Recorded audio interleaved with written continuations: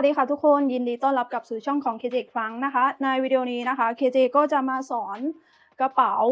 ตัวนี้เลยค่ะทุกคนก็คือน้องน่ารักมากๆเลยนะคะกระเป๋าใบนี้นะคะ KJ ดีไซน์ออกมาให้มันช่วงตัวกระเป๋าอะค่ะค่อนข้างที่จะยาวนิดนึงนะคะแล้วก็จะเพิ่มเป็นกระเป๋าด้านข้างทั้ง2ฝั่งแบบนี้เลยนะคะแล้วเราก็จะมีแอกเซสซอรีตกแต่งด้านหน้าแบบนี้นะคะเพื่อทำให้กระเป๋ามันน่าสนใจยิ่งขึ้นนะคะแล้วก็ส่วนตัวสายเนี่ยนะคะเราสามารถปรับสั้นยาวได้นะคะก็คือถ้าใครถักตัวสายตรงนี้ค่ะให้มันยาวอีกนะคะเพื่อนๆสามารถสะพายแบบ cross body ได้เลยนะคะแต่อันเนี้ย KJ ก็คือจะเอาไว้แบบสะพายไหล่ถ้าสะพายไหล่ออกมาก็จะออกมาประมาณนี้เลยค่ะก็คือน้องน่ารักมากๆเลยนะคะก็คือ KJ อะถักสีน้ำตาลตัวนี้นะคะเป็นใบแรกแล้วก็คือสะพายออกไปข้างนอกก็คือมีคนทักเยอะมากเลยนะคะว่าซื้อมาจากที่ไหนนะคะแล้วก็คือมีคนสนใจอยากได้กระเป๋าใบนี้กันเยอะมากเลยนะคะนี่ KJ ก็เลยทำเป็นวิดีโอมาสอนเพื่อนๆกันนะคะนี่ก็จะประมาณนี้เลยนะคะนี่เดี๋ยวยังไงแล้วเราไปดูอุปกรณ์แล้วก็วิธีการถักกันเลยนะคะ ค่ะสำหรับอุปกรณ์ในวิดีโอนี้นะคะ KJ จะใช้เป็นเชือกฟอกธรรมดานะคะขนาดเส้นจะอยู่ที่ 2.5 มิลนะคะ KJ ใช้ทั้งหมดประมาณ 340 กรัมนะคะก็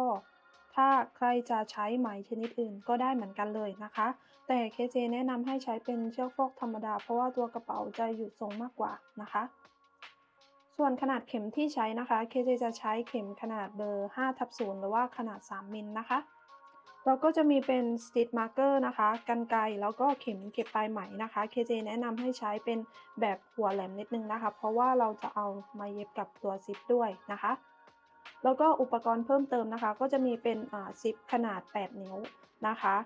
ตัว 8 นิ้วเนี่ยจะพอดีกับตัวกระเป๋าเลยนะคะถ้าใครไม่มีก็สามารถใช้เป็น 9 นิ้วหรือว่า 10 นิ้วได้นะคะแต่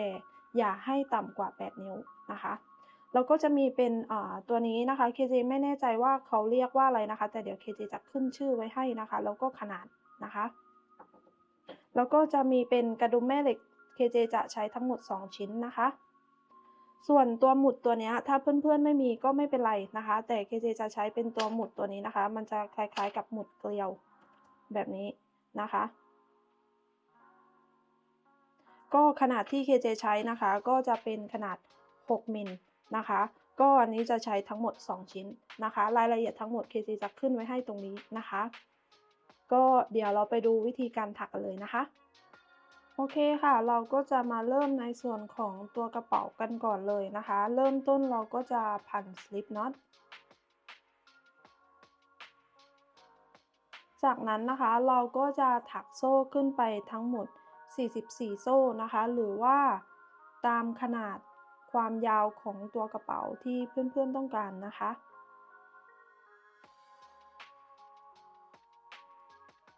ค่ะนี่หลังจากที่ถักครบ44โซ่แล้วนะคะก็จะออกมาประมาณนี้เลยนะคะขนาดที่ได้นะคะก็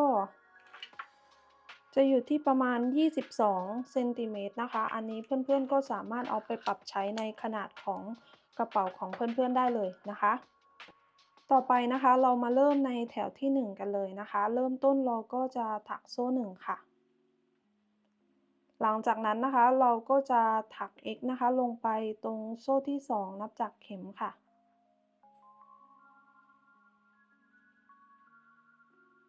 สำหรับมือใหม่นะคะ KJ แนะนำว่าให้ใช้ Stitch Marker มาร์กหลักแรกไว้ทุกครั้งเลยนะคะหลังจากนั้นเราก็จะถัก X นะคะลงไปในทุกๆหลักเลยนะคะไปจนถึงหลักสุดท้ายเลยค่ะ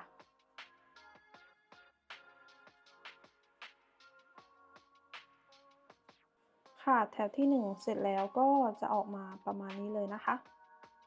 ต่อไปนะคะเรามาเริ่มในแถวที่2กันเลยนะคะเริ่มต้นเราก็จะถักโซ่1พลิกชิ้นงานค่ะ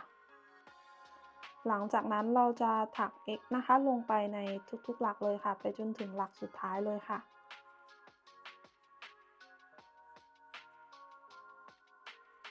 ค่ะแถวที่2เสร็จแล้วก็จะออกมาประมาณนี้เลยนะคะในแถวที่3แล้วก็แถวอื่นๆเราจะถักเหมือนแถวที่2เลยนะคะ KJ จะถักอยู่ที่ทั้งหมด16แถวนะคะก็เราจะถักให้ครบทั้งหมด16แถวนะคะแล้วเดี๋ยวเรากลับมาเจอกันอีกทีนึงนะคะ ค่ะนี้เราก็ถักนะคะครบทั้งหมด16แถวแล้วนะคะก็จะออกมาประมาณนี้เลยนะคะขนาดที่ได้นะคะความกว้างก็จะอยู่ที่ประมาณ24เซนติเมตรนะคะส่วนความสูงก็จะอยู่ที่ประมาณ8เซนติเมตรครึ่งนะคะนี่ต่อไปนะคะเรามาต่อกันที่แถวที่17นะคะก็เริ่มต้นเราจะถักโซ่1พลิกชิ้นงานหลังจากนั้นนะคะเราก็จะถักลดจำนวนหลักนะคะก็คือเราจะถัก A โดยเราจะแทงเข็มลงไปในหลักแรกเกี่ยวไหมขึ้นมาแทงเข็มลงไปในหลักที่2เกี่ยวไหมขึ้นมาเราจะมี3ห่วงบนเข็มแบบนี้นะคะเราจะเกี่ยวไหมลอดผ่านทั้ง3ห่วงเลยค่ะแบบนี้นะคะสำหรับมือใหม่นะคะแนะนำให้ใช้ Stitch Marker นะคะมาร์กหลักแรกไว้ทุกครั้งเลยนะคะหลังจากนั้นนะคะเราก็จะถัก x นะคะลงไปในทุกๆหลักเลยนะคะไปจนถึง2หลักสุดท้ายเลยค่ะ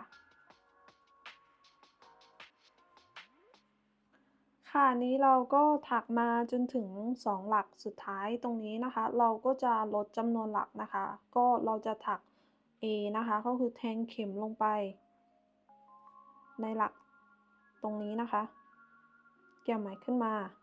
แล้วเราก็จะแทงเข็มลงไปในหลักสุดท้ายเกี่ยวไหมขึ้นมาหลังจากนั้นเกี่ยวไหมลอดผ่านห่วงทั้งหมดเลยค่ะนี่นะคะแถวที่17เสร็จแล้วก็จะออกมาประมาณนี้เลยนะคะค่ะต่อไปนะคะแถวที่18นะคะเราก็จะถักโซ่1พลิกชิ้นงานค่ะจากนั้นนะคะเราก็จะถัก x นะคะลงไปในทุกๆหลักเลยค่ะ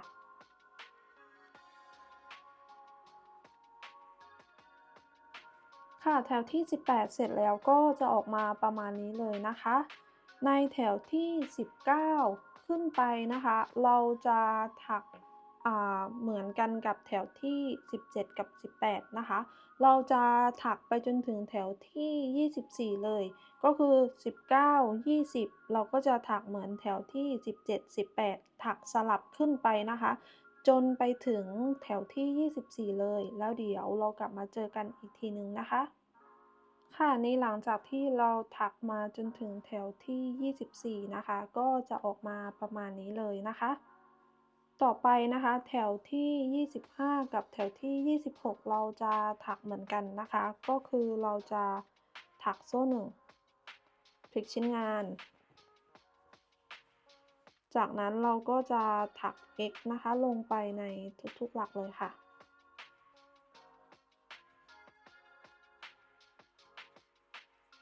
นี่นะคะหลังจากที่เราถักมาจนถึงแถวที่26นะคะก็จะออกมาประมาณนี้เลยนะคะค่ะต่อไปนะคะเราก็จะถัก x วนรอบชิ้นงานเลยนะคะก็เริ่มต้นนะคะเราก็จะถักโซ่1หลังจากนั้นเราจะถัก x นะคะลงไปตรงหลักสุดท้ายตรงนี้นะคะ1 x หลังจากนั้นนะคะก็ให้ใช้ Stitch Marker นะคะมาร์ก x แรกไว้นะคะ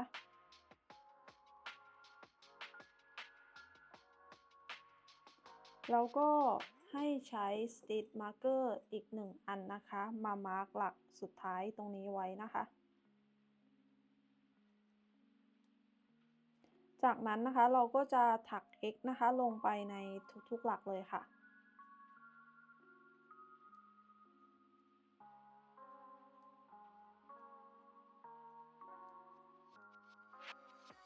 แบบนี้นะคะหลังจากที่เราถัก x นะคะลงไปในทุกๆหลักมาจนถึงมุมโค้งฝั่งนี้เราจะถัก 2x นะคะลงไปในมุมโค้งในหลักเดียวกันนะคะจากนั้นเราก็จะถัก x นะคะลงไปในทุกๆหลักมาจนถึงมุมโค้งอีกฝั่งหนึ่งฝั่งนี้พอมาถึงมุมโค้งอีกฝั่งหนึ่งฝั่งนี้เราก็จะถัก 2x ลงไปในหลักเดียวกันนะคะจากนั้นเราก็จะถัก x ลงไปในทุกๆหลักมาจนถึงอีกฝั่งหนึ่งมุมโค้งฝั่งนี้นะคะแล้วเราก็จะถัก 2x ลงไปแล้วเราก็จะถัก x ลงไปในทุกๆหลักมาจนถึงจุดที่เราเริ่มต้นเลยนะคะก็เดี๋ยวเรากลับมาเจอกันอีกทีนึงนะคะค่ะนี้หลังจากที่เราถัก x นะคะวนรอบมาจนถึงจุดที่เราเริ่มต้นแล้วนะคะ จากนั้นเราก็จะถัก x นะคะลงไปในหลักสุดท้ายตรงนี้นะคะที่มี stitch marker อยู่เราก็จะเอา stitch marker ออกแล้วก็ถักอีก1 x นะคะลงไปหลังจากนั้นก็ตัดไหมได้เลยค่ะ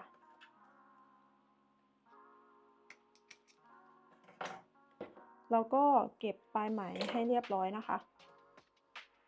โดยเราจะแทงลงไปในหลักแรกตรงนี้นะคะ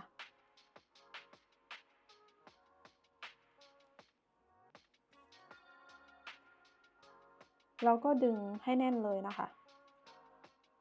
แบบนี้แล้วก็แทงกลับมาในหลักสุดท้ายดึงให้แน่นเลยนะคะแล้วก็ให้เพื่อนๆใช้ stitch marker มาร์กหลักสุดท้ายไว้นะคะอันนี้ก็จะเป็นหลักสุดท้ายนี้ก็จะเป็นหลักแรกนะคะเวลาที่เราเชื่อมต่อกระเป๋าเราจะได้ไม่งงนะคะนี่แบบนี้หลังจากนั้นก็เก็บปลายไหมให้เรียบร้อยค่ะ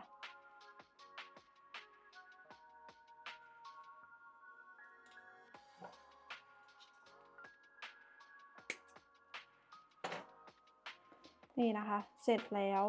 ก็จะออกมาประมาณนี้เลยนะคะเราจะทำทั้งหมด2ชิ้นนะคะก็ขนาดความกว้างนะคะก็จะอยู่ที่ประมาณความกว้างด้านล่างจะอยู่ที่ประมาณ25เซนติเมตรนะคะส่วนด้านบนตรงนี้นะคะก็จะอยู่ที่ประมาณ21เซนติเมตรนะคะส่วนความสูงจะอยู่ที่ประมาณ14เซนติเมตรนะคะอันนี้เพื่อนๆก็สามารถเอาไปปรับใช้ในขนาดกระเป๋าของเพื่อนๆได้นะคะก็ยังไงเดี๋ยวเราไปดูขั้นตอนถัดไปกันเลยนะคะโอเคค่ะต่อไปนะคะเราก็จะมาเย็บตัวซิปนะคะเข้ากับตัวกระเป๋านะคะในขั้นตอนนี้เพื่อนๆสามารถประกอบกระเป๋าก่อนแล้วก็ค่อยเย็บซิปที่หลังก็ได้นะคะแต่ส่วนตัว KJ อ่ะคือใบสีน้ำตาลใบที่แล้วค่ะ KJ ได้ประกอบตัวกระเป๋าก่อนแล้วก็ค่อยมาเย็บซิปที่หลังมันค่อนข้างที่จะเย็บยากนะคะเพราะว่าตัวปากกระเป๋าเนี่ยมันจะแคบนะคะ KJ คิดว่าในตัวใบสีแดงตัวเนี้ย KJ จะใช้เป็นการเย็บก่อนแล้วก็ค่อยประกอบทีหลังนะคะก็วิธีการเย็บนะคะให้เพื่อนๆเอาเข็มหมุดอะค่ะมายึดตัวกระเป๋าอะค่ะเข้ากับตัวซิปก่อนหลังจากนั้นนะคะก็ใช้เข็มเก็บปลายไหมปลายแหลมแบบนี้นะคะแล้วเราก็จะเย็บเหมือนวิดีโอก่อนเลยที่ KJ ได้สอนนะคะก็คือโดยเราจะแทงเข็มจากด้านล่างขึ้นมานะคะอันนี้ KJ จะทำให้ดูนะคะหลังจากนั้นเราก็จะแทงลงกลับไปทะลุตัวซิปอะค่ะในหลักที่2แบบนี้แต่พยายามจัดให้ตัวกระเป๋าอะค่ะให้มันตรงกันแบบนี้อันนี้ KJ จะทำเป็นตัวอย่างให้ดูเฉยๆนะคะแบบนี้หลังจากนั้นเราก็จะแทงกลับขึ้นมาในหลักที่3นี่อันนี้เราก็จะแทงกลับขึ้นมาในหลักที่3แบบนี้เราก็จะแทงสลับกันไปนะคะไปจนถึงจุดสุดท้ายก็คือหลักสุดท้ายนะคะหลังจากนั้นเราก็จะแทงกลับขึ้นไปก็คือเย็บกลับขึ้นไปมาจนถึงฝั่งนี้เลยหลังจากนั้นก็ให้เพื่อนๆผูกปมนะคะแล้วก็เก็บปลายไหมแค่นั้นเลยนะคะในการเย็บนะคะฝั่งนี้เราก็จะทำทีละข้างเราจะทำข้างนี้ก่อนหลังจากนั้นเราค่อยมาทำข้างนี้อีกข้างหนึ่งแบบนี้นะคะก็เดี๋ยวเคจะไปเย็บให้เสร็จก่อนนะคะแล้วเดี๋ยวเรากลับมาเจอกันอีกทีหนึ่งนะคะค่ะนี้หลังจากที่เราเย็บซิปติดเข้ากับตัวกระเป๋าเรียบร้อยแล้วนะคะก็จะออกมาประมาณนี้เลยนะคะก็KJจะติดป้ายแฮนด์เมดตัวนี้ด้วยนะคะก็ถ้าใครอยากติดป้ายนะคะก็สามารถติดป้ายได้ในขั้นตอนนี้เลยนะคะนี่ก็จะออกมาประมาณนี้เลยนะคะอันนี้จะเป็นด้านหลังแบบนี้เลยนะคะนี่มันอาจจะไม่ค่อยเรียบร้อยเท่าไหร่นะคะแต่ก็นี่เรียบร้อยสุดของ KJ แล้วนะคะก็ได้ออกมาประมาณนี้นะคะก็ถือว่าไม่ได้แย่มากนะคะแต่ถ้าพี่ๆคนไหนถักขายนะคะก็แนะนำว่าเย็บตัวตะเข็บอะค่ะให้มันเรียบร้อยกว่านี้นิดนึงนะคะก็เดี๋ยวเราไปดูขั้นตอนต่อไปกันเลยนะคะ ค่ะต่อไปนะคะเราก็จะมาถักตัวฐานแล้วก็ด้านข้างของตัวกระเป๋านะคะก็คือมันจะเป็นแผ่นเดียวกันนะคะถ้าใครที่ไม่ได้ถักไซส์เดียวของ KJ นะคะก็คือวิธีการหาจำนวนหลักหรือว่าจำนวนโซ่ในตัวด้านข้างแล้วก็ฐานของกระเป๋านี่นะคะก็คือเริ่มต้นเลยนะคะของ KJ เนี่ยตัวฐานเนี่ยตัวโซ่ด้านล่างตรงนี้ค่ะ KJ เริ่มต้นที่44โซ่นะคะเราก็จะหารครึ่งก็จะอยู่ที่22โซ่นะคะก็ให้เพื่อนๆใช้ Stitch Marker นะคะมาร์กตรงด้านล่างตรงนี้นะคะตรงหลักที่22ทั้ง2ฝั่งเลยนะคะหลังจากนั้นก็ให้เพื่อนๆนับขึ้นไปฝั่งนี้นะคะจนถึงนี่มันจะมี x 2x ใช่ไหมคะให้เราเอา x แรกตรงนี้นะคะมารวมกับ22ด้านล่างตรงนี้นะคะได้กี่หลักก็ให้ถักจำนวนแถวขึ้นไปนะคะก็ของ KJ นะคะด้านล่างตรงนี้อยู่ที่22แถว22หลักนะคะแล้วมาบวกรวมด้านบนด้วยจะอยู่ที่ทั้งหมด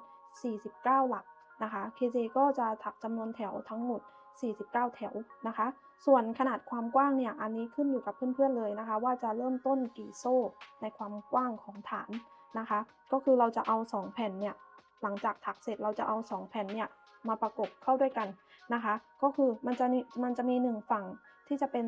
ฝั่งสั้นแล้วก็อีกฝั่งหนึ่งก็จะเป็นฝั่งยาวก็คือตัวสายยาวด้วยนะคะก็เดี๋ยวเราไปดูวิธีการถักกันเลยนะคะโอเคค่ะต่อไปนะคะเราก็จะมาถักตัวฐานกับตัวด้านข้างของกระเป๋านะคะก็คืออันนี้จะเป็นแผ่นเดียวกันนะคะก็เริ่มต้นนะคะให้เพื่อนๆพันสลิปน็อตหลังจากนั้นนะคะเราจะถักโซ่ทั้งหมด14โซ่ค่ะจากนั้นนะคะเรามาเริ่มในแถวที่1กันเลยนะคะเริ่มต้นเราก็จะถักโซ่1หลังจากนั้นเราจะถัก x นะคะลงไปในทุกๆหลักเลยนะคะแต่เราจะถักในเส้นข้างหลังแบบนี้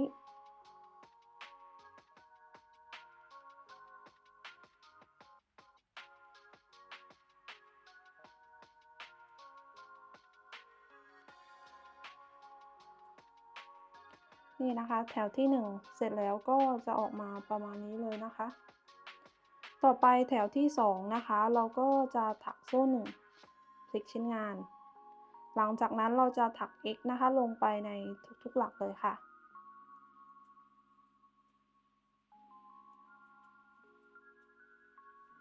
นี่นะคะแถวที่2เสร็จแล้วก็จะออกมาประมาณนี้เลยนะคะก็ในแถวที่3แล้วก็แถวอื่นๆเนี่ยเราจะถักเหมือนแถวที่2เลยนะคะ KJ จะถักอยู่ที่ทั้งหมด49แถวนะคะก็เราจะถักให้ครบทั้งหมด49แถวแล้วเดี๋ยวเรากลับมาเจอกันอีกทีนึงนะคะค่ะนี่หลังจากที่เราถักครบ49แถวแล้วนะคะก็จะออกมาประมาณนี้เลยนะคะหลังจากนั้นนะคะ KJ อยากจะให้เพื่อนๆใช้ Stitch Marker นะคะมาร์กหลักแรกกับหลักสุดท้ายตรงนี้ไว้นะคะใช้ Stitch Marker มาร์กทั้งหัวแล้วก็ท้ายแถวไว้แบบนี้นะคะค่ะต่อไปนะคะเราก็จะมาถักในแถวที่50กันนะคะเริ่มต้นเราก็จะถักโซ่1พลิกชิ้นงานค่ะจากนั้นนะคะเราก็จะถักลดจำนวนหลักนะคะโดยเราจะแทงเข็มลงไปในหลักแรกเกี่ยวไหมขึ้นมาหลังจากนั้นแทงเข็มลงไปในหลักที่2เกี่ยวไหมขึ้นมาเราจะมี3ห่วงบนเข็มแบบนี้นะคะจากนั้นให้เกี่ยวไหมลอดผ่านห่วงทั้งหมดค่ะจากนั้นเราก็จะถัก x นะคะลงไปในทุกๆหลักเลยนะคะไปจนถึง2หลักสุดท้ายเลยค่ะ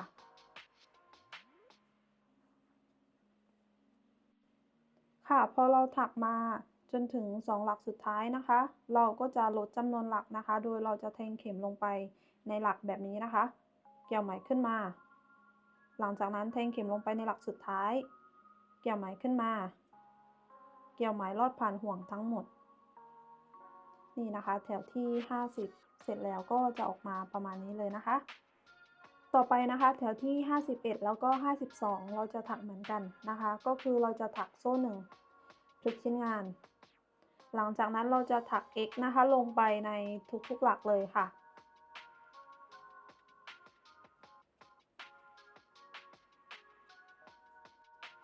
ค่ะอันนี้เราก็ถักแถวที่52เสร็จแล้วนะคะก็คือเราจะถักลดจำนวนหลักให้ตัวชิ้นงานนะคะเป็นปลายแหลมขึ้นไปนะคะก็แถวที่53ขึ้นไปนะคะเราจะถักเหมือนแถวที่50 51แล้วก็52นะคะก็สมมุติว่าเราขึ้นแถวที่53ใช่ไหมคะเราก็จะลดจำนวนหลักตรงหัวแถวนะคะหลังจากนั้นถัก x ลงไปในทุกๆหลักแล้วก็ลดจำนวนหลักในท้ายแถวนะคะก็คือเราจะถัก a หัวแถวกับท้ายแถวนะคะหลังจากนั้นแถวที่3แถวที่54 55เราจะถัก x 2แถวนะคะก็คือ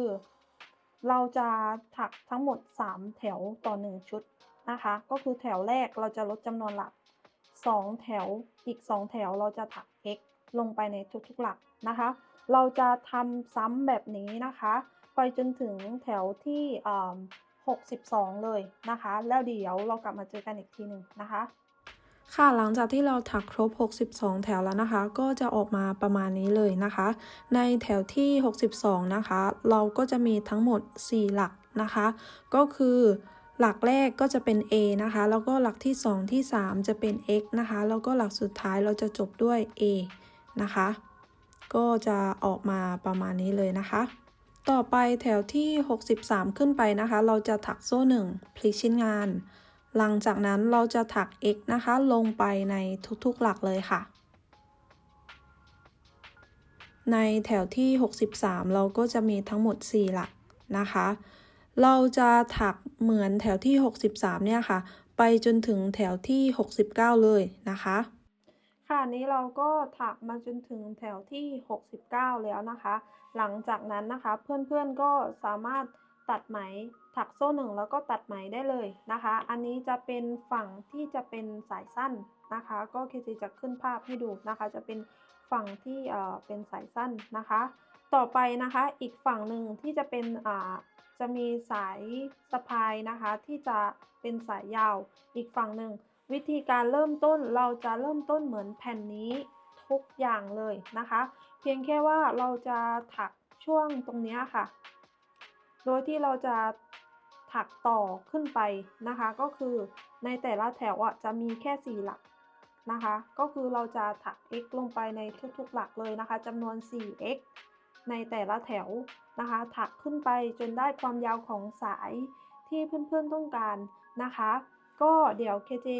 จะไปถักให้เสร็จก่อนนะคะแล้วเดี๋ยวเรากลับมาเจอกันอีกทีนึงนะคะว่า KJ จะได้ทั้งหมดกี่แถวนะคะในช่วงตรงนี้นะคะแต่ช่วงด้านล่างตรงนี้ค่ะจากแถวที่1ถึงแถวที่62เราจะถักเหมือนแผ่นนี้เลยนะคะก็คือตัวแผ่นนี้เราจะถักทั้งหมด2ชิ้นแรกเราจะถักเป็นจำนวนสั้นนะคะก็คือถักไปจนถึงแถวที่69นะคะส่วนชิ้นที่2เราจะถักเหมือนชิ้นแรกเลยนะคะตัวชิ้นสั้นจากแถวที่1ถึงแถวที่62นะคะหลังจากนั้นแถวที่63ขึ้นไปนะคะเราก็จะถักให้ได้ความยาวของสายกระเป๋าที่เราต้องการนะคะก็เดี๋ยวเรากลับมาเจอกันอีกทีนึงนะคะค่ะนี้หลังจากที่ KJ นะคะถักตัวฝั่งด้านยาวนะคะเสร็จแล้วก็จะออกมาประมาณนี้เลยนะคะตรงฝั่งนี้นะคะของแผ่นนี้นะคะอันนี้ก็คือจะเป็นแถวที่62นะคะในฝั่งเนี้ยอันนี้ที่ KJ มาร์กไปก็คือจะเป็นฝั่งของแถวที่62นะคะแล้วเราจะถักขึ้นไปนะคะโดยเราจะนับ1ใหม่นะคะก็คือแถวที่1 2 3 4ขึ้นไปนะคะ KJ จะถักตรงนี้นะคะจะอยู่ที่107แถวนะคะก็อันนี้ก็ขึ้นอยู่กับเพื่อนๆนะคะว่าอยากได้ความยาวประมาณไหนนะคะต่อไปเราก็จะมาเชื่อมต่อตัวแผ่นตรงนี้ค่ะเข้าด้วยกันเพราะว่าตรงนี้มันจะเป็นฐานของตัวกระเป๋านะคะให้เรานะคะตัดไหมมาแบบนี้นะคะแล้วก็ใช้เข็มเก็บปลายไหมนะคะแล้วให้เพื่อนๆดูตามในวิดีโอได้เลยนะคะ KJ จะไม่อธิบายนะคะแต่เดี๋ยว KJ จะโชว์ให้ดูนะคะวิธีเย็บเข้าด้วยกันใครจะใช้เป็นการถักก็ได้เหมือนกันนะคะ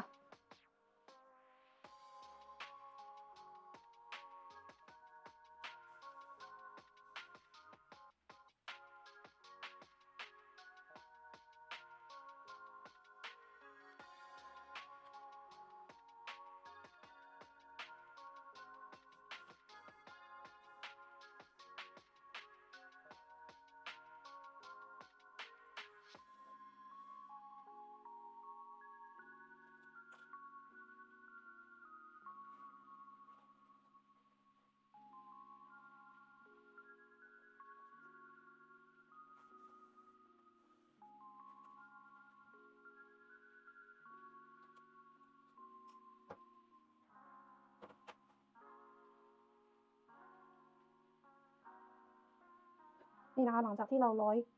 ไหมนะคะเข้าด้วยกันนี่นะคะอันนี้หลักแรกกับหลักแรกนะคะต่อไปเราจะแทงลงไปในหลักที่2แล้วก็หลักที่2แบบนี้นะคะ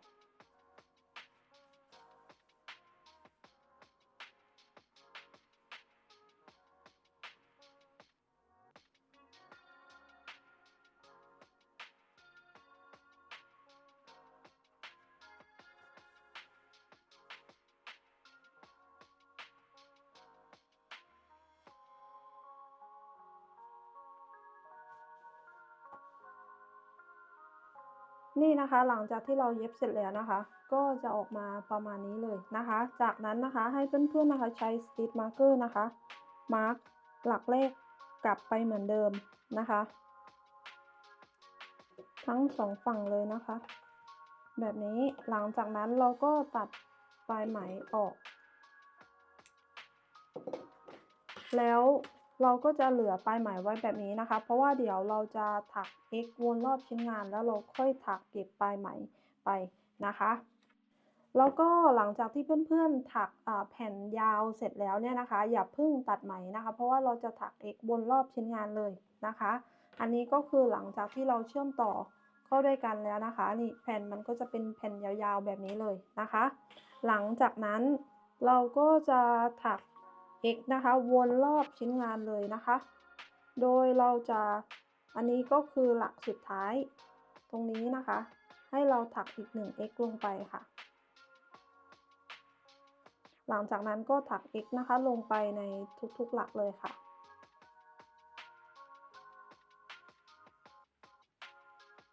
แบบนี้นะคะถักนะคะมาจนถึงจุดที่เราเริ่มต้นตรงนี้ใช่ไหมคะเนี่ยมันจะมีสติ๊กมาร์กเกอร์อยู่ให้เราเอาสติ๊กมาร์กเกอร์ออกแล้วก็ถัก x ลงไปอันนี้ก็เหมือนกันนะคะเอาสติ๊กมาร์กเกอร์ออกแล้วก็ถัก x ลงไปแล้วเวลาถักอย่าลืมถักเก็บปลายไหมไปด้วยเลยนะคะเราจะถักนี่นะคะมาจนถึงฝั่งนี้เลยนะคะที่อีกฝั่งหนึ่งนะคะก็คือจะเป็นฝั่งสั้นนะคะแล้วเดี๋ยวเรากลับมาเจอกันอีกทีหนึ่งนะคะค่ะอันนี้ KJ ก็ถักนะคะจนรอบชิ้นงานแล้วนะคะก็ตอนแรกเราเริ่มจากฝั่งที่มันเป็นสายยาวใช่ไหมคะแล้วเราก็ถักมาจนถึงตรงนี้ก็ที่มีสติ๊กมาร์กเกอร์อยู่ก็คือส่วนเชื่อมต่อของแต่ละฝั่ง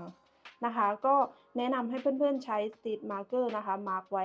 ทั้ง2ฝั่งเลยนะคะพอเรามาถึงจุดที่เราเชื่อมต่อตรงนี้เราก็จะถัก x นะคะไปจนถึงอีกฝั่งหนึ่งฝั่งนี้ฝั่งด้านสั้นนะคะพอเรามาถึงฝั่งด้านสั้นตรงนี้เราจะถัก 2x ตรงมุมนะคะหลังจากนั้นเราจะถัก x นะคะลงไปใน2หลักถัดไป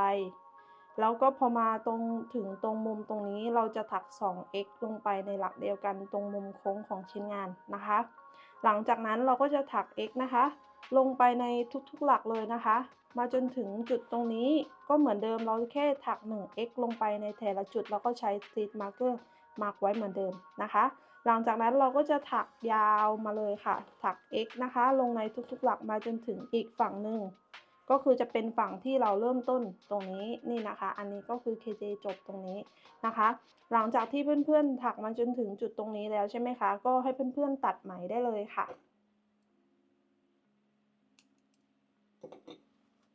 จากนั้นนะคะเราก็จะใช้เข็มเก็บปลายไหมนะคะเก็บงานให้เรียบร้อยนะคะโดยเราจะแทงลงไปในหลักแรกแบบนี้นะคะแล้วเราก็จะแทงกลับลงมาในหลักสุดท้ายแบบนี้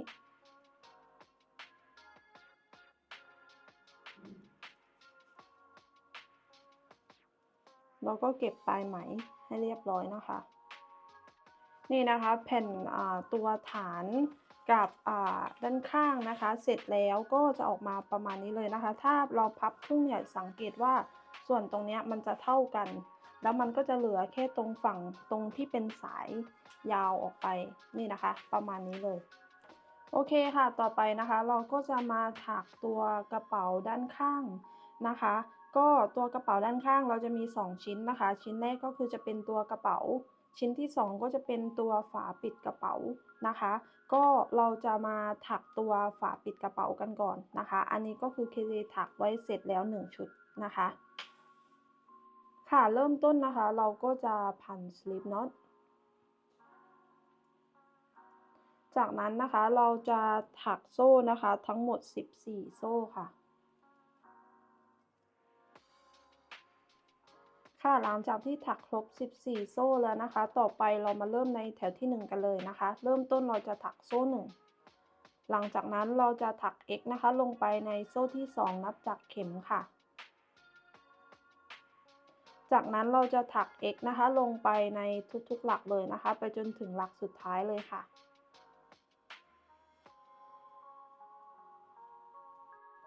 ค่ะแถวที่1เสร็จแล้วก็จะออกมาประมาณนี้เลยนะคะต่อไปแถวที่2นะคะเราก็จะถักโซ่1พลิกชิ้นงานค่ะหลังจากนั้นเราจะถัก x นะคะลงไปในทุกๆหลักเลยค่ะ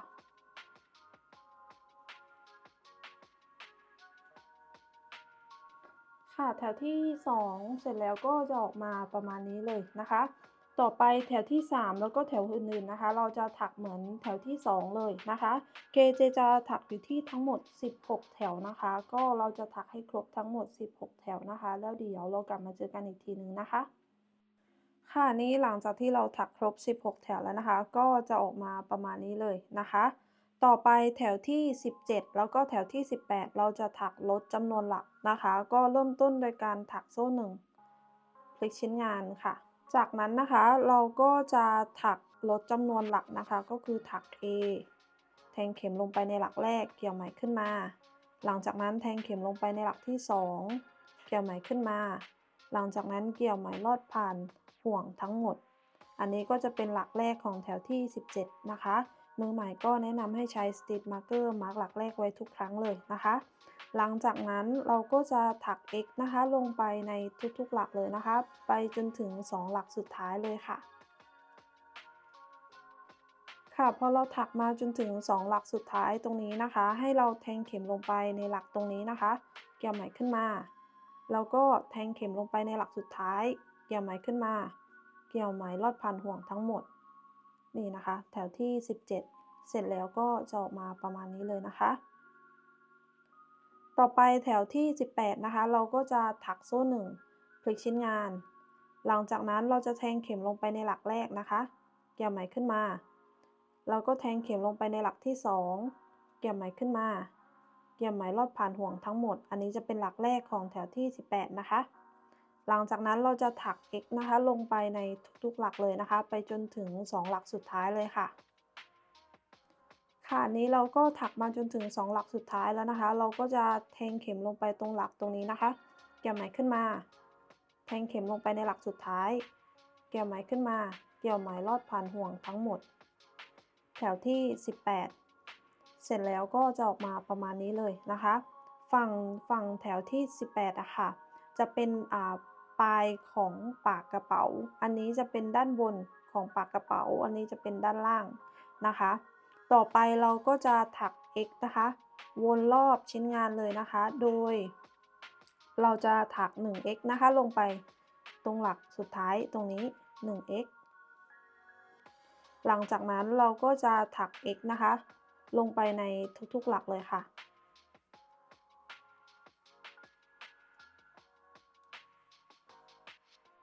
ค่ะพอเราถักมาจนถึงฝั่งนี้นะคะตรงมุมโค้งตรงนี้เราจะถัก 2x ลงไปค่ะหลังจากนั้นเราก็จะถัก x นะคะลงไปในทุกๆหลักเลยค่ะ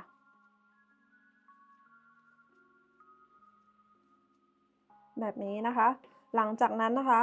เราก็จะถัก x นะคะมาจนถึงฝั่งนี้พอมาถึงฝั่งนี้มุมโค้งฝั่งนี้นะคะเราจะถัก 2x นะคะลงไปในหลักเดียวกันหลังจากนั้นเราก็จะถัก x นะคะลงไปในทุกๆหลักมาจนถึงฝั่งนี้เลยแล้วเดี๋ยวเรากลับมาเจอกันอีกทีนึงนะคะค่ะนี้เราก็ถักมาจนถึงฝั่งนี้แล้วนะคะเราก็จะตัดไหมได้เลยค่ะจากนั้นก็เก็บปลายไหมให้เรียบร้อยนะคะ เราจะแทงลงไปในหลักแรกแบบนี้นะคะ แล้วก็แทงกลับมาในหลักสุดท้าย จากนั้นก็เก็บไหมให้เรียบร้อยค่ะ นี่นะคะส่วนฝาของกระเป๋าเสร็จแล้วก็จะออกมาประมาณนี้เลยนะคะเราจะถักทั้งหมด2ชิ้นนะคะนี่ขนาดที่ได้นะคะก็จะอยู่ที่ประมาณความกว้างจะอยู่ที่ประมาณ8เซนติเมตรครึ่งนะคะส่วนความสูงก็จะอยู่ที่ประมาณ10เซนติเมตรนะคะอันนี้ก็เพื่อนๆสามารถเอาไปปรับใช้กันได้นะคะค่ะต่อไปนะคะเราก็จะมาถักตัวกระเป๋าด้านข้างตัวนี้กันนะคะก็ KJ นะคะได้ไปถักมาแล้วนะคะในบางส่วนก็คือตัวนี้นะคะเราจะถักเหมือนฝาปิดกระเป๋าเลยนะคะเพียงแค่ว่า KJ จะเริ่มต้นโดยการถัก12โซ่นะคะหลังจากนั้นเราก็จะถัก x นะคะลงไปในทุกๆหลักโดยในแต่ละแถวจะมีทั้งหมด12 x นะคะ KJ จะถักอยู่ที่ทั้งหมด14แถวในส่วนตรงนี้นะคะเพื่อนๆก็สามารถไปถักในส่วนตรงนี้ให้เสร็จก่อนนะคะแล้วก็ค่อยกลับมาดูในขั้นตอนถัดไปนะคะต่อไปนะคะขั้นตอนถัดไปนะคะเราก็จะมาถักด้านข้างของตัวกระเป๋าตัวนี้กันนะคะก็เริ่มต้นนะคะให้เพื่อนๆนะคะถัก x นะคะลงไปตรงนี้นี่นะคะ1x ก็สำหรับมือใหม่แนะนำให้ใช้ Stitch Marker มาร์กหลักแรกไว้นะคะหลังจากนั้นเราก็จะถัก x นะคะลงไปในทุกๆหลักเลยค่ะแบบนี้นะคะพอเราถักมาจนถึงมุมฝั่งนี้นะคะเราจะถัก 2x ลงไปในหลักเดียวกันนะคะหลังจากนั้นเราก็จะถัก x ลงไปในทุกๆหลักมาจนถึงมุมฝั่งนี้พอเรามาถึงมุมฝั่งนี้เราจะถัก 2x ลงไปนะคะจากนั้นเราก็จะถัก x นะคะลงไปในทุกๆหลักนะคะมาจนถึงนี่หลักตรงนี้เลยนะคะนี่แล้วเดี๋ยวเรากลับมาเจอกันอีกทีหนึ่งนะคะนี่นะคะพอเราถักมาจนถึงฝั่งนี้นะคะก็จะออกมาประมาณนี้เลยนะคะต่อไปนะคะเราก็จะถักโซ่1พลิกชิ้นงานค่ะหลังจากนั้นเราจะถัก x วนรอบชิ้นงานเลยนะคะโดยเราจะไม่เพิ่มจำนวนหลักตรงมุมโค้งแล้วนะคะก็คือเราจะถัก x นะคะวนรอบพอมาถึงมุมโค้งตรงนี้ก็เราจะไม่ต้องเพิ่มหลักแล้วนะคะให้ถัก x ลงไป1x นะคะฝั่งนี้ก็เหมือนกันเลยเราจะถัก x วนรอบชิ้นงานเลยนะคะก็เดี๋ยวเรากลับมาเจอกันอีกทีหนึ่งนะคะนี่นะคะหลังจากที่ถัก x วนรอบชิ้นงานแล้วนะคะก็จะออกมาประมาณนี้เลยนะคะ KJ จะถักx วนรอบชิ้นงานแบบนี้นะคะอีก3แถวนะคะรวมแถวที่2ตรงนี้ด้วยก็จะเป็น4แถวนะคะก็คือให้นับง่ายๆเลยนะคะแถวนี้จะเป็นแถวแรกที่เราเพิ่มจำนวนหลักตรงมุมนะคะส่วนแถวที่2ก็คือจะเป็นแถวที่เราถัก x วนรอบโดยเราจะไม่เพิ่มจำนวนหลักตรงมุมนะคะก็คือโดยรวมแล้วเราจะถักทั้งหมด5แถวรวมแถวแรกตรงนี้ด้วยนะคะอันนี้เราได้2แถวแล้วนะคะเราจะถักเพิ่มอีก3แถวโดยเราจะถัก x วนรอบชิ้นงานโดยที่ไม่เพิ่มจำนวนหลักตรงมุมโค้งนะคะก็เดี๋ยวเรากลับมาเจอกันอีกทีหนึ่งนะคะนี่นะคะถักเสร็จแล้วนะคะก็จะออกมาประมาณนี้เลยนะคะนี่หลังจากนั้นนะคะเราก็จะถักซีเลียนห่วงด้านบนตรงนี้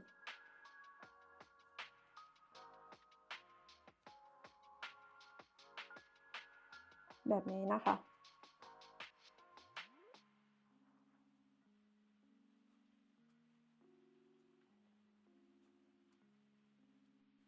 นี่นะคะเสร็จแล้วก็จะออกมาประมาณนี้เลยนะคะหลังจากนั้นให้เพื่อนๆตัดปลายไหมนะคะแต่ให้เหลือปลายไหมไว้เผื่อเราจะเย็บตัวกระเป๋าตัวนี้ติดเข้ากับตัวกระเป๋าหลักนะคะก็ให้เหลือปลายไหมไว้นิดหนึ่งนะคะแล้วก็ตัดไหมนี่นะคะเสร็จแล้วก็จะออกมาประมาณนี้เลยนะคะนี่เราจะถักทั้งหมด2ชิ้นนะคะก็เดี๋ยวเราไปดูขั้นตอนถัดไปกันเลยนะคะ โอเคค่ะต่อไปนะคะเราก็จะมาเย็บตัวกระเป๋าเข้าด้วยกันนะคะแต่ก่อนที่เราจะไปเย็บตัวกระเป๋าเข้าด้วยกันนะคะก็เริ่มต้นนะคะให้เพื่อนๆนะคะนับจำนวนหลักนะคะก็คือเริ่มจากอันนี้ก็คือจะเป็นตรงกลางนะคะที่เราได้เชื่อมต่อ ชิ้นงานเข้าด้วยกันนะคะก็ให้เพื่อนๆเริ่มนับจากตัว Stitch Marker ขึ้นไปนะคะจนได้ครบทั้งหมด50หลักแล้วก็ใช้ Stitch Marker มาร์กไว้นะคะแล้วเราก็จะเอา Stitch Marker ออกได้เลยนะคะฝั่งนี้เราก็จะทำเหมือนกันเริ่มนับจาก Stitch Marker ขึ้นไปให้ได้ทั้งหมด50หลักแล้วก็ใช้ Stitch Marker มาร์กไว้หลักที่50นะคะแล้วเราก็จะเอา Stitch Marker ออกฝั่งนี้ทั้ง2ด้านเลยเราจะทำเหมือนกันเลยนะคะแบบนี้นี่นะคะโอเคค่ะเริ่มต้นนะคะเราก็จะพันสลิปน็อตจากนั้นนะคะเราก็จะเริ่มจากด้านที่เพื่อนๆจะเอาไว้ด้านหน้าค่ะด้านหน้าแบบนี้นะคะแล้วก็เราจะเริ่มจากฝั่งสั้นฝั่งนี้นะคะแบบนี้แล้วให้เพื่อนๆนะคะเพื่อนๆจำได้ไหมคะตรงมุมของแต่ละมุมเนี่ยเราจะมี 2x ใช่ไหมคะเนี่ยมันจะมี 2x x ที่1กับ x ที่2ใช่ไหมคะให้เราเริ่มจาก x ที่1แล้วก็ไปต่อ x ที่2แล้วก็ไปหลักถัดๆไปนะคะพอเวลาเราจบเนี่ยเราก็จะจบx ที่2ตรงนี้นะคะมันจะมี 2x ใช่ไหมคะเราก็จะจบ x ที่1แล้วก็ x ที่2ตรงนี้แบบนี้นะคะก็ให้เราแทงเข็มลงไปใน x แรกมันจะมี 2x ตรงนี้นะคะให้เพื่อนๆแทงเข็มลงไปใน x แรกโดยเราจะแทงลงไปในเส้นข้างหลังแบบนี้นะคะหลังจากนั้นในฝั่งนี้เราก็จะแทงเข็มลงไปในหลักที่มี Stitch Marker อยู่นะคะโดยเราจะแทงเส้นข้างในเหมือนกันแบบนี้หลังจากนั้นก็เกี่ยวไหมลอดผ่านแบบนี้นะคะหลังจากนั้นเราก็จะแทงเข็มลงไปในหลักถัดไปแต่เราจะแทงลงไปเส้นข้างในแบบนี้นะคะทั้ง2ฝั่งเลยนะคะฝั่งนี้เราก็จะแทงเส้นข้างในแบบนี้แล้วก็เกี่ยวไหมลอดผ่านทั้งหมดแบบนี้นะคะในหลักถัดไปเราก็จะแทงเข็มลงไปในเส้นเดียวเส้นข้างในแบบนี้นะคะอีกฝั่งหนึ่งเราก็จะแทงเข็มลงไปโดยเราจะแทงเส้นข้างในแบบนี้นะคะแล้วก็เกี่ยวไหมลอดผ่านทั้งหมดแบบนี้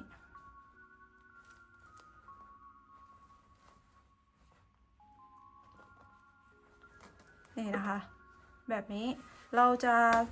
ถักแบบนี้นะคะวนรอบมาจนถึงฝั่งนี้นะคะฝั่งนี้จะมี 2x นะคะเราก็จะเกี่ยวทั้ง 2x เลยนะคะก็คือ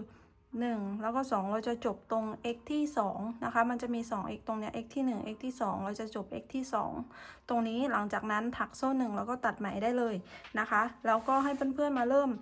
ในฝั่งนี้เราจะทำเหมือนกันเลยนะคะกับฝั่งนี้ก็เราจะเชื่อมต่อให้เสร็จทั้งหมดนะคะแล้วเดี๋ยวเรากลับมาเจอกันอีกทีนึงนะคะค่ะนี้หลังจากที่เราประกอบทั้ง2ฝั่งเข้าด้วยกันนะคะก็จะออกมาประมาณนี้เลยนะคะนี่แบบนี้เลยนะคะอันนี้ก็จะเป็นตัวซิป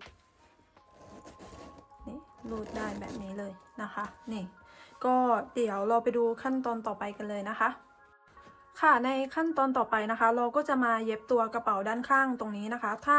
ใครสะดวกที่จะ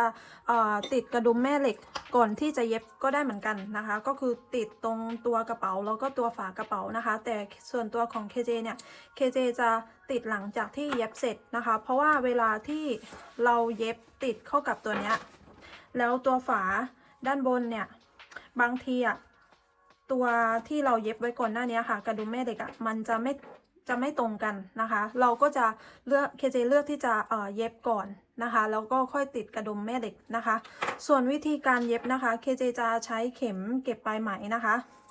แล้วตัวกระเป๋าเนี่ยเราเหลือปลายไหมไว้อยู่แล้วใช่ไหมคะก็ใช้เข็มเก็บปลายไหมเนี่ยสอดไหมเข้าไปนะคะแล้วเราก็จะนี่นะคะกะระยะเอานะคะว่าเพื่อนๆเนี่ยอยากให้ตัวกระเป๋าเนี่ยมีความสูงหรือว่าต่ำประมาณไหนนะคะ KJ ก็จะลองตั้งกระเป๋าแบบนี้ดูนะคะแล้วก็เอาตัวกระเป๋าเล็กเนี่ยค่ะมาวางแนบกับด้านข้างของกระเป๋าแบบนี้นะคะหลังจากนั้นเราก็จะเริ่มเย็บโดย KJ จะเย็บโดยการ KJ จะไม่ทำให้ดูนะคะแต่อันนี้ก็คือจะสาธิตให้ดูเฉยๆก็คือเราจะเย็บติดกับ นี่นะคะเส้นด้านข้างตรงนี้นะคะก็คือเราจะแทงเข็มเข้าไปแบบนี้แล้วให้เราแทงทะลุเส้นข้างในตรงนี้ด้วยนะคะแบบนี้นี่หลังจากนั้นก็ดึงไหมผ่านนะคะหลังจากนั้นเราก็จะมาแทงลงไปในหลักถัดไปหลักที่2เราก็แทงกลับมาในหลักที่2ของตัวกระเป๋าแบบนี้เหมือนกันนี่นะคะแทงสลับจับคู่ไปแบบนี้นะคะมาจนถึงอีกฝั่งหนึ่งนะคะหลังจากที่เราเย็บตัวกระเป๋าเล็กเสร็จแล้วเนี่ยเราก็จะเอาตัวฝาเนี่ยมาลองทาบดูนะคะกะระยะดูว่าอยากให้ตัวฝาเนี่ยอยู่ประมาณไหนแบบนี้นะคะเนี่ยแล้วเราก็จะเอาเข็มเก็บปลายไหมร้อยไหมเข้าไปในเข็มเก็บปลายไหมนะคะแล้วก็วิธีการเย็บเราก็จะแทงเข้าไปตรงหลักตรงนี้นะคะเราก็แทงกลับไปข้างในติดกับตัวกระเป๋าแบบนี้แล้วเวลาเพื่อนๆเย็บตัวฝาด้านข้างอะค่ะฝาของกระเป๋าด้านข้างให้เพื่อนๆเนี่ยเปิดซิปออกเพราะว่าเวลาเย็บเนี่ยมันจะได้เย็บง่ายๆนะคะนี่เราก็จะเปิดซิปออกแบบนี้นะคะหลังจากนั้นเราก็จะแทงเข็มเข้าไปดึงเข็มออกมาหลังจากนั้นเราก็จะแทงกลับจากด้านในแทงขึ้นมาในหลักที่2หลังจากนั้นเราก็จะแทงลงกลับไปในหลักที่3ก็คือแทงสลับกันไปมาแบบนี้นะคะหรือถ้าใครสะดวกนะคะก็สามารถแทงลงไปแบบนี้ใช่ไหมคะเราก็แทงกลับขึ้นมาด้านบนแล้วก็แทงลงด้านล่างแบบนี้หลังจากนั้นแทงจากด้านในกลับออกมาแบบนี้นะคะวิธีการเย็บก็คืออันนี้แล้วแต่เพื่อนๆสะดวกเลยนะคะว่าจะเย็บยังไงให้ตัวกระเป๋าเนี่ยตัวฝากระเป๋าเนี่ยมันติดกับตัวกระเป๋านะคะเราจะเย็บทั้ง2ข้างเลยหลังจากนั้นหลังจากเย็บเสร็จก็ติดกระดุมแม่เหล็กให้เรียบร้อยนะคะก็เดี๋ยวเราจะกลับมาเจอกันอีกทีหนึ่งนะคะค่ะนี้หลังจากที่ติดกระเป๋าด้านข้างเสร็จแล้วนะคะก็จะออกมาประมาณนี้เลยนะคะแล้วก็ติดกระดุมแม่เหล็กด้วยนะคะก็นี่นะคะจะออกมาประมาณนี้เลยนะคะนี่ทั้ง2ข้างเลยนะคะ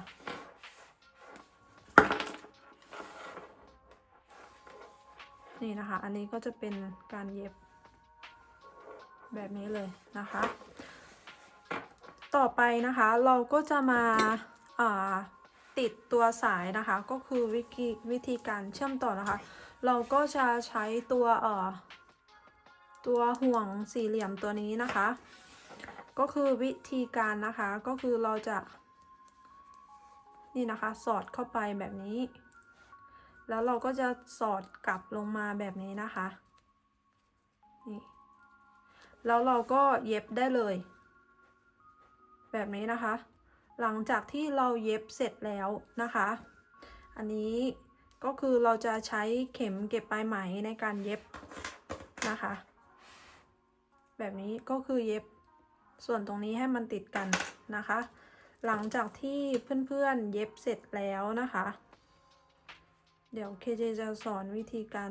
ผูกสายกระเป๋านะคะอันนี้สมมุติว่าเคเจเย็บเสร็จแล้วนะคะนี่แล้วเราก็จะจัดทรงเขานิดหนึ่งนะคะหลังจากนั้นเราก็จะ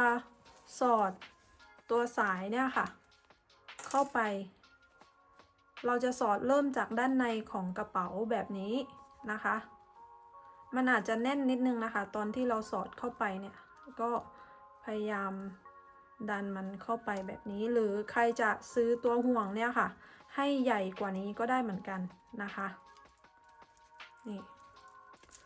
เราก็จะพยายามดึงมาแบบนี้นะคะหลังจากนั้นก็ให้เราแทงกลับไปสอดสายไปอีกฝั่งหนึ่งแบบนี้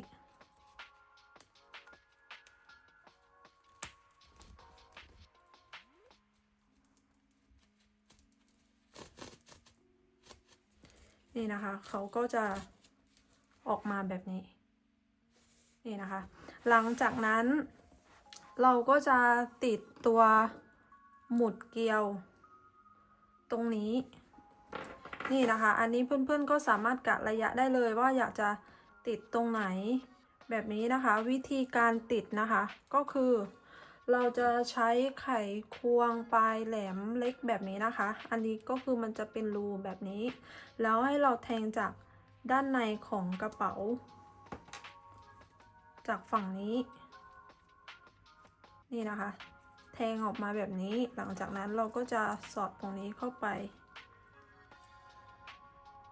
แบบนี้ตอนสอดนะคะมันอาจจะติดนิดนึงนะคะเพราะว่าไหมมันจะหนานิดนึงนะคะแต่พอเราใช้ไขควงอะค่ะไขมันเข้าไปมันก็จะติดแน่นขึ้นนะคะนี่ประมาณนี้อันนี้เคเจทำเป็นตัวอย่างให้ดูนะคะพอเราติดใส่ออกมาแล้วเนี่ยเราก็จะนี่นะคะล็อกตัวสายไว้แบบนี้นี่นะคะก็ประมาณนี้นะคะเคเจจะติดทั้งหมด2จุดนะคะอันนี้เพื่อนๆก็แล้วแต่เพื่อนๆเลยนะคะว่าจะ2จุดเนี่ยจะประมาณไหนอะไรยังไงนะคะก็เดี๋ยวเรากลับมาเจอกันอีกทีนึงนะคะหลังจากที่เคเจไปเย็บสายตรงนี้มาเสร็จแล้วแล้วก็ติดตัวหมุดตรงนี้เสร็จแล้วนะคะค่ะนี้หลังจากที่ถักเสร็จแล้วนะคะประกอบทุกอย่างเข้าด้วยกันแล้วนะคะกระเป๋าก็จะออกมาประมาณนี้เลยนะคะแล้วก็เคเจไปเพิ่มอ c เซสซอรี่มานะคะก็คือทำให้กระเป๋าเนี่ยดูน่าสนใจมากยิ่งขึ้นนะคะนี่อันนี้ก็จะเป็นด้านข้างของตัวกระเป๋าแบบนี้เลยนะคะเนี่ยส่วนตัวสายนี่นะคะเคเจก็เย็บติดแล้วก็ใส่ตัวหมุดเกลียวแบบนี้นะคะนี่ก็คือน้องน่ารักมากๆเลยนะคะอันนี้ก็จะเป็นใบสีน้ำตาลใบแรกนะคะที่เคเจได้ถักนะคะเป็นต้นแบบนี่เสร็จแล้วก็จะออกมาประมาณนี้เลยนะคะ